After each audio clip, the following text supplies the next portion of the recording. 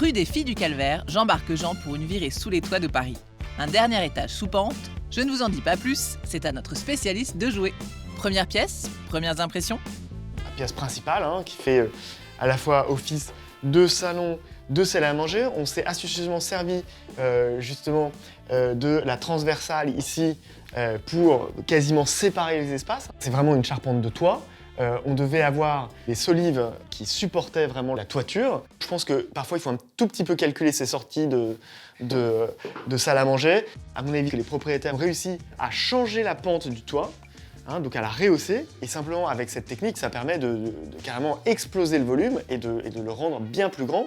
Une charpente non sans danger, mais qui permet d'ouvrir l'espace au maximum. Et d'autres activités aussi. J'aurais envie de faire des tractions. Je sais pas. Voilà, bon ça tient quoi. On continue la visite avec notre archi-athlète en allant fouiller dans les placards. Là, on a profité de la pente de toit pour loger un grand ballon. Là, on a fait carrément le placard buanderie. L'aménagement de placards sans la perte d'espace, ça, on connaît. Par contre, ce que je n'avais jamais vu, c'est ce panneau qui délimite le coin nuit de l'autre côté de la pièce. Je découvre la claustra qui vraiment offre un motif géométrique très intéressant. C'est comme une sorte de papier peint, mais en 3D. Une claustra, c'est une paroi ajourée qui permet de cloisonner sans empêcher la lumière de passer. Le plus souvent décorative, elle est plus fréquente en extérieur, mais se détourne très bien à l'intérieur. Il y a une partie de cette claustra qui est à la fois mobile, qui dissimule l'espace nuit, et en même temps, ici, on a carrément logé un placard. Très astucieux. Bon, on ne va pas faire semblant de ne pas voir qu'il n'y a qu'un petit placard qui se cache derrière. Une délicieuse petite chambre en alcôve. Donc évidemment, on est derrière la claustra. Il ne faut pas être claustrophobe. Waouh, excellent!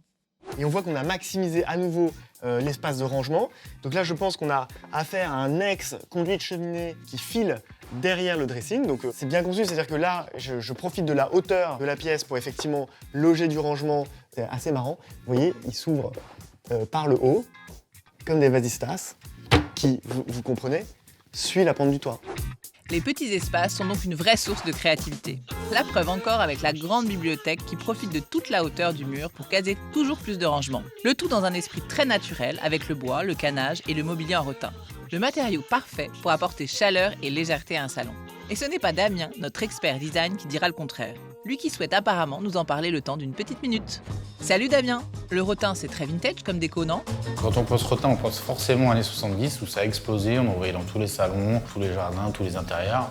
Il faut savoir que dès la fin du 19e, on commençait déjà à voir l'apparition du rotin, qui est une fibre végétale qui vient d'Indonésie. C'est quelque chose qui était vraiment très à la mode et très exotique.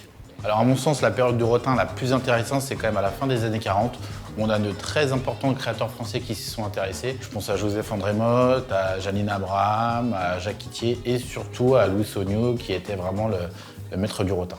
Et qu'est-ce qui lui vaut ce titre? Alors Louis Sogno, ensemblier, décorateur et surtout créateur de mobilier. C'est en 48, pendant le Salon des Arts Ménagers, qu'il présente sa première pièce de vie full rotin. Et à ce moment-là, sa carrière est lancée. Un best-seller en particulier à chiner? Alors, il n'y a pas vraiment une pièce iconique de Sogno, parce qu'il faisait des intérieurs complets, c'est-à-dire lit, chevet, commode, armoire. J'aimais beaucoup les lignes aériennes, tout ce qui était mobilier très léger, très épuré. Et surtout, avec le rotin, il arrivait à faire des courbes et donner des lignes qu'il ne pouvait pas du tout faire avec d'autres matériaux.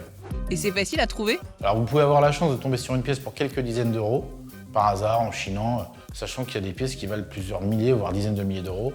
L'idéal, si vous faites une trouvaille, contactez soit les salles de vente, soit les galeries spécialisées, et puis faites une expertise. Et surtout, ouvrez l'œil. C'est noté. Merci Damien. On est maintenant paré pour la chasse au rotin. Retour à la visite où Jean continue son exploration, direction l'étonnante salle de bain. Alors suivez-moi, on va découvrir parmi les WC les plus insolites de France. J'ai l'impression, au bout de ce tunnel, j'ai l'impression d'emprunter un passage secret. Alors, bien installé? C'est quand même très sympa. Bon, je sens que je gêne un peu, mais dès que tu as fini, tu m'appelles? Allez, l'heure du verdict a sonné. Qui, à ton avis, Jean, habite ces lieux? Jeune professionnel, aux environs de la trentaine, et qui se sert de cet appartement comme d'un pied-à-terre. Combien de mètres carrés? Au sol, j'ai plus ou moins l'impression qu'on a 35 mètres carrés. Ton flair m'a toujours impressionné. Justement, la jeune professionnelle autour de la trentaine, comme tu dis, arrive. Eh ben en effet, c'est mon pied-à-terre. J'ai des appartements que je rénove à Paris. Pour les chantiers que vous suivez. Exactement. Et donc, vous êtes architecte. Je suis architecte d'intérieur. Alors, quel est l'esprit que vous avez voulu donner à ce projet? Je voulais qu'il y en ait le moins possible au milieu et vraiment autour des murs. Comme ça, on respire. Et donc ça, c'était vraiment le défi parce que la pente, c'est pas facile à gérer. Donc, j'ai estimé la surface de cet appartement environ à 35 mètres carrés, Carrez. Et ben vous l'avez un peu surévalué.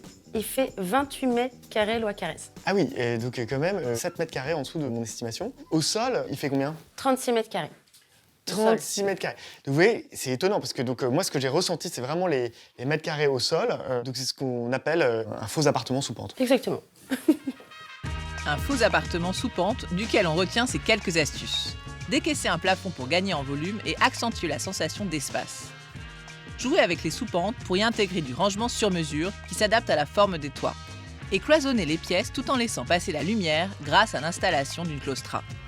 Le temps que tu fasses un dernier tour aux toilettes, Jean, je file de mon côté pour la virée shopping de la semaine.